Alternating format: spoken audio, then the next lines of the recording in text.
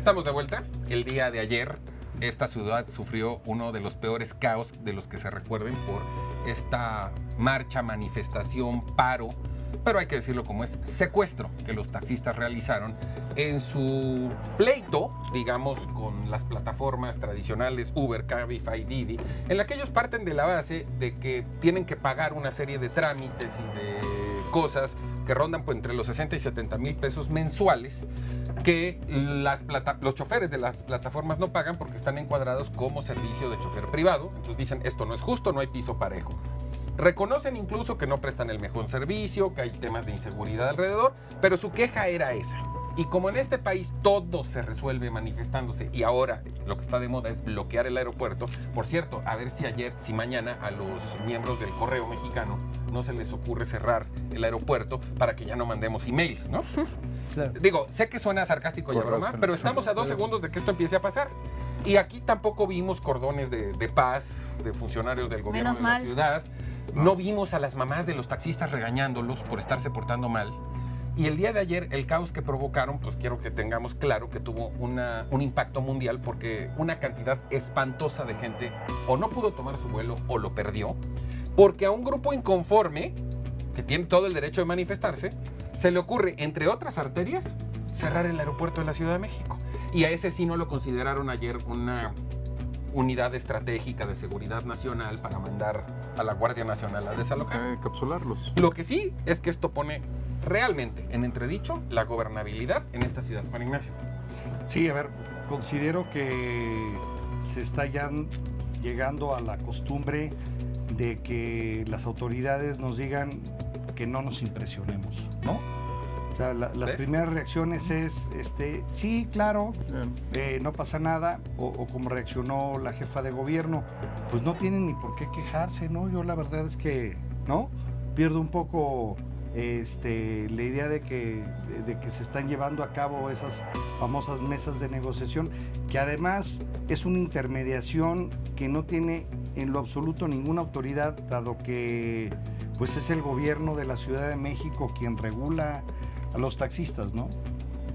¿Sí sabes quién es el líder nacional de los taxistas? Ángel Morales. Él era transportista en Quintana Roo, ¿no? Sí. Pues imagínate si ese es el líder nacional. ¿Tu opinión?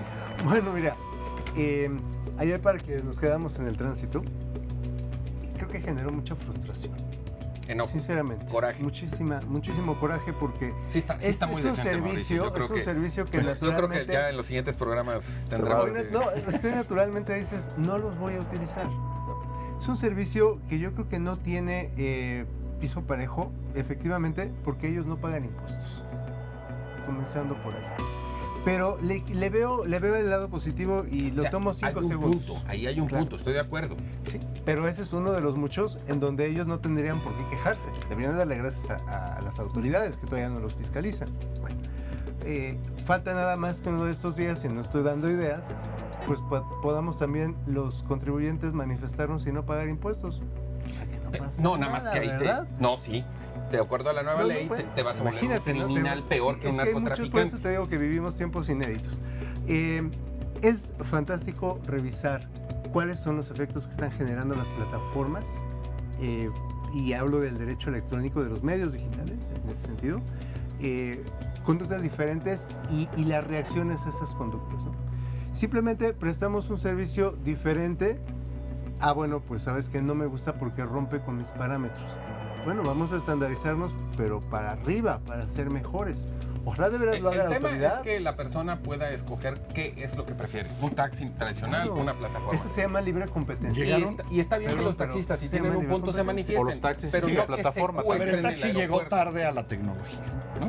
Sí, pero para que haya libre competencia, para que haya libre competencia sí debe de haber igualdad de condiciones. La realidad es que las aplicaciones tienen que pagar impuestos por el ingreso que están generando. Pero ese es otro punto. Aquí estamos hablando de bloquear. Es algo que estaban solicitando los taxistas, de que tienen que pagar impuestos. Las aplicaciones tienen que pagar impuestos. Las aplicaciones pero ellos tampoco la pagan. No, ahora, el asunto pagan como 70,000 pesos entre revistas. Pero exacto, son trámites, no son impuestos. Son trámites. No, o sea, sí, pero al final es dinero que los los de las aplicaciones no están pagando. Ahora, el asunto es que tanto en taxis como en aplicaciones, el transporte es verdaderamente peligroso.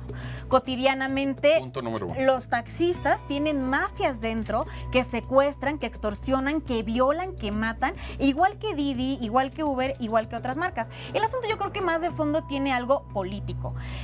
Para mí fue muy lamentable que se refirieran a anteriores gobiernos como los responsables de esta movilización. Sí, pero no sé si... Eso sí fue muy lamentable, me pareció el lugar cotidiano. No sé si viste la entrevista que le realizaron a un líder de los taxistas ayer y que él decía, pues es que nosotros estamos haciendo esto porque quien nos enseñó fue el señor presidente de la República, él fue nuestro maestro que nos enseñó a hacer esto. Imagínate. Y yo me acuerdo, dice él, cuando a mí me pagaban 500 pesos por irme a manifestar al Zócalo por sus temas.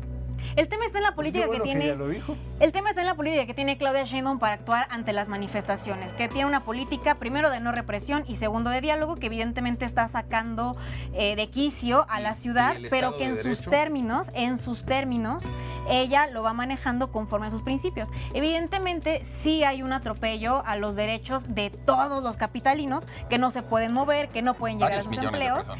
Y afecta a la competitividad. Es decir, hay una crisis generalizada en la ciudad porque están atacando negocios, están afectando el empleo, están afectando los horarios. Y ayer se dispararon los asaltos porque con los carros parados era muy fácil estar robándole a la gente. Además del efecto económico que debieron haber causado, porque esto le costó a la ciudad. Por supuesto. Hubo gente que no trabajó. Y como decía Groucho Marx, estos son mis principios, pero si no te gustan, tengo otros. Además, los principios de Claudia Sheinbaum, no represión y todos los demás que puede decir desde la izquierda, nadie le está pidiendo que reprima, simplemente que haga gobernable esta ciudad, que dé causa a estas demandas, que abra no las mesas de diálogo, que se siente establecer políticas públicas con ellos. El tema de las protestas contra Uber y todas las plataformas no es nuevo y tampoco es exclusivo de la Ciudad de México. No, en Madrid acaba de pasar. En Londres, en Madrid, se da también en diferentes ciudades de México. Guadalajara se ha dado, el caso de Puebla se dio también en Cancún, se dieron en diferentes circunstancias. Aquí el problema con los taxistas y el hecho de ahorcar esta ciudad es la imposibilidad de poder tener una respuesta del gobierno de la Ciudad de México para resolver este punto. No hablo del tema de las plataformas, eso rebasa con mucho el tema de ahorcar una ciudad como es esta con esta manifestación. Y no es nueva, o sea, si vemos, se le han venido acumulando. Se dio lo del 2 de octubre, la marcha del 2 de octubre, donde expuso a los burócratas a ser agredidos y a correr en riesgo su propia persona en eso. Hace años recuerdo que ante una manifestación semejante, cuando estaba de moda el tomar las casetas, un secretario de Estado voló en helicóptero y los quitó en 3 minutos. Y está el caso de Michoacán, cuando Lázaro Cárdenas era gobernador. Lázaro Cárdenas Batel. Sí, y si no mal recuerdo, también eran taxistas. Pero como ahora las prácticas quizás son sean nuevas. nuevas. No, y las mamás y las abuelitas no pueden ir a... No, pero más allá de eso, sí hay un contexto en donde es evidente... Porque fue una violación, un atentado contra las 10 generaciones. Y no se pide que sea una represión, se pide que sea gobernable. Claro. Se pueden encapsular, se pueden causar... Pero una realidad es que sí hay una evidente estrategia por ahorcar a la jefa de gobierno y por ahorcar la forma en la que se están tomando debería decisiones. Tener la inteligencia como para responder eso. Totalmente. El tema es que no hay capacidad para generar una buena respuesta ante la crisis. Su respuesta fue filtrar información.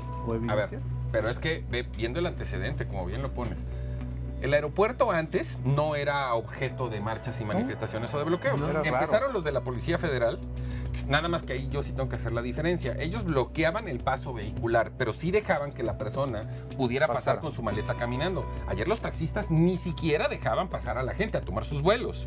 Entonces, sí te están secuestrando una instalación, sí te están secuestrando la ciudad. Y como autoridad, por más prudente, amable que seas, tienes que hacer que se respete el orden. La consideración tiene términos. Y además, termino contigo. Pues sí. No, el aeropuerto es una zona federal. Sí, claro. Y ahí debe haber intervenido el gobierno federal. Y de seguridad nacional. Nada más. Termino contigo. Yo haría una reflexión del antes y el después, un poco rescatando lo que decía Frida de la responsabilidad de gobiernos anteriores. Quien más padeció marchas en la época del presidente Salinas fue Colosio por culpa de Camacho Solís. Hoy Sheinbaum pues tiene a un ex colaborador de Camacho con un poder inusitado que a lo mejor también estaría haciéndole algún juego de contras. Coincido con Frida en esa ¿El vicepresidente? ¿Te refieres al vicepresidente? Marchel. Todo cabe. El que sabe francés. Vamos a un corte, no tardamos nada.